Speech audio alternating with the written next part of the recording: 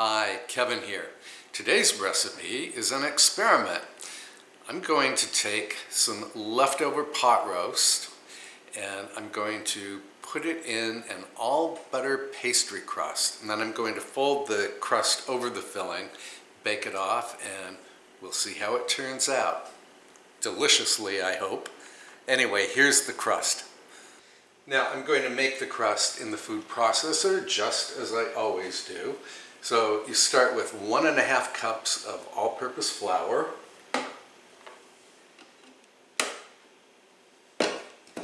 Then add a 1/2 teaspoon of salt. And 1 stick or 8 tablespoons of unsalted butter. And this is cold butter that I diced up. I'm just going to sprinkle this over the flour. You in there? Yep. And then going to give this a quick spin just to break up the butter.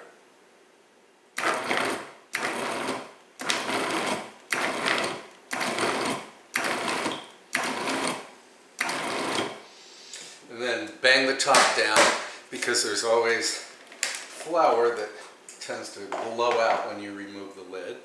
And I just want to have a look. I'll give you a close-up. As you can see, you can still see little bits of butter in the mix, and that's just what we want. Then put the lid back on and add a 1/4 cup of ice water.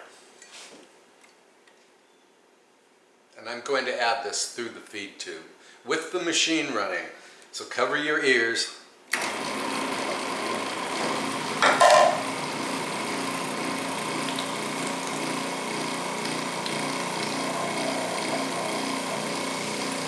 I'm going to let this run just until the dough masses on the blade.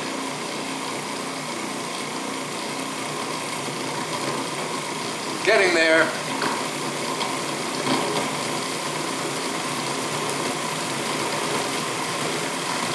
We are good to go.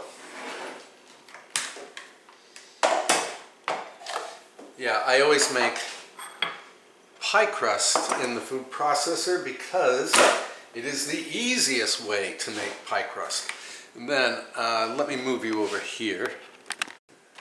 Yeah, I'm going to take a sheet of plastic wrap. I can pour the crust right over the top.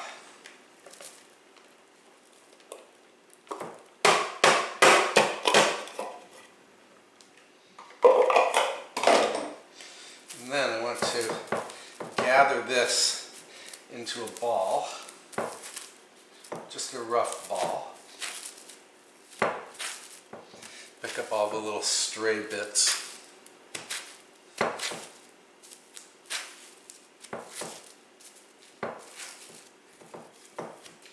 And then wrap it up. Pat it into a rough disc.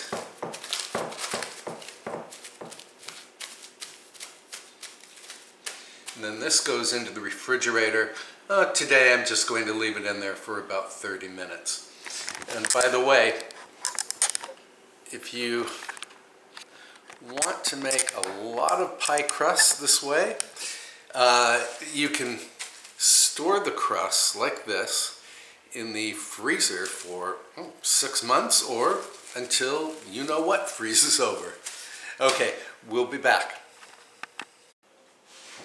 Alright, here's the crust, which I did let chill for 30 minutes and then I let come to room temperature for about 5 minutes. And I am going to roll it out on this pastry cloth. I'm going to roll it into a 12-inch diameter circle. And by the way, heat your oven to 375 degrees Fahrenheit. If you too want to make this savory pie or a similar pie,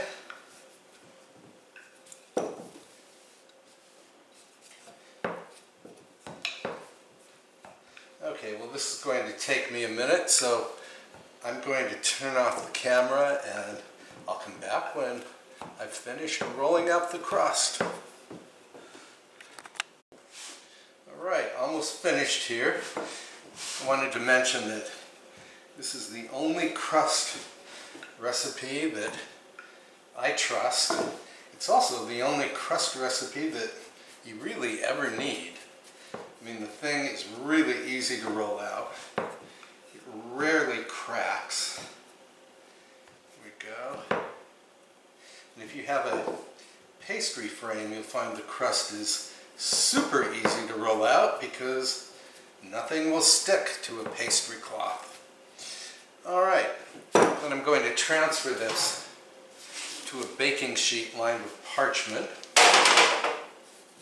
What you do is fold the crust in half and then into quarters and then unfold it on the baking sheet. Okay, let me get my filling and we'll continue. Yeah, so the filling is actually a chuck roast that I cooked in the Instant Pot for Sunday dinner last night. And I cooked the chuck roast along with some carrots and diced onion and horseradish and Worcestershire sauce. And then I cut the meat into little pieces this morning and trimmed off the fat. And I added some frozen peas, which have now thawed. And I also added a couple of tablespoons of gravy. Not too much gravy because I don't want this to be too liquidy. So let's make our pie. So I'm going to spoon this filling, move you in a little closer. Yeah, I always put horseradish, prepared horseradish, on my pot roasts because I just love the taste of it. So this is about a cup of filling right here, maybe a cup and a half. And trying to put it not quite in the center of the pie, close to the edge. And where's my spatula? And still keeping about an inch border all around. And I hope I don't have too much filling here. We shall see. Press this down. Yeah, it was a really good dinner, and now I'm trying to turn it into a glamorous lunch. Now, fold this over. And you really don't want to stretch the crust because then it can crack in the oven. And then I want to seal the sides. And I'm just pushing them together. Let's see. Go like this. I'll crimp them.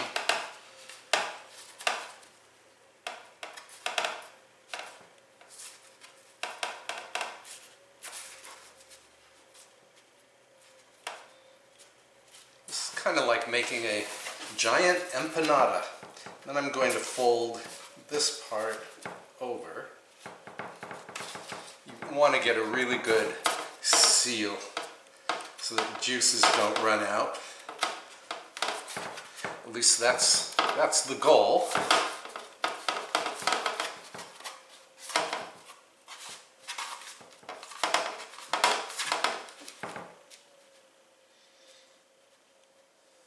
And I will be brushing this with egg so that the crust turns a beautiful bronze shade in the oven.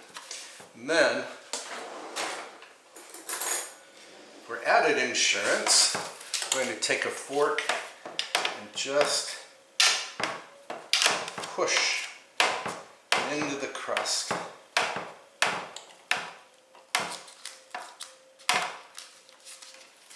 Again, it's important to have a good seal here.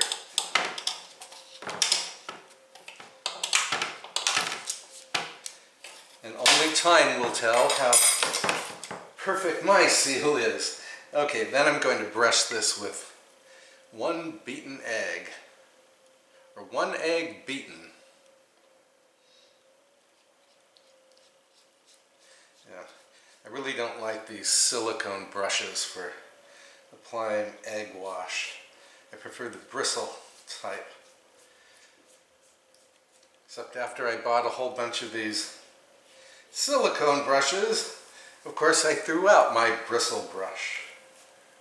And that's too bad. By the way, Julia Child would call this feasting on the remains. Okay. Yeah, again, that was a very good dinner. Then I want to make some air vents, or steam vents rather.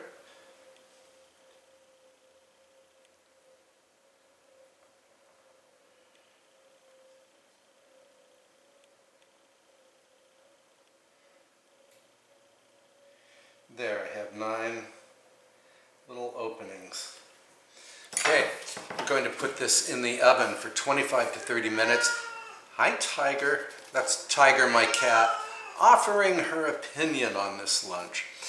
Yeah, so into the oven, 25 to 30 minutes until the crust has turned a nice golden brown and everything is hot throughout. So we'll see how it turns out. We'll be back.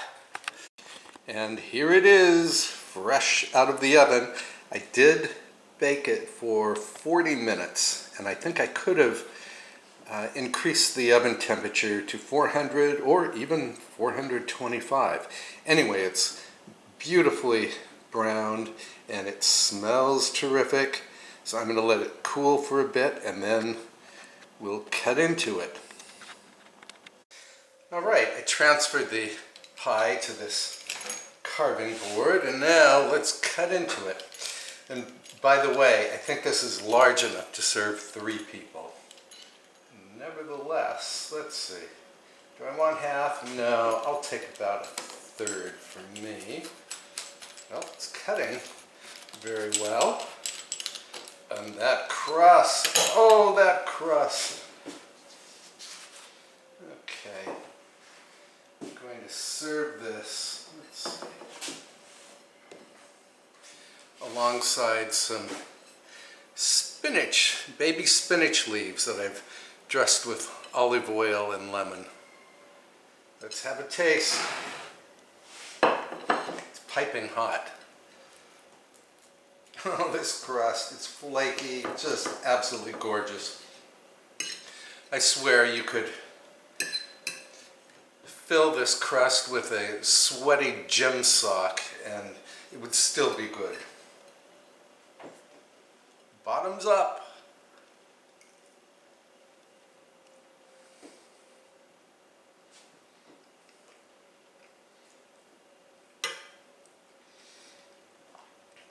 Superb.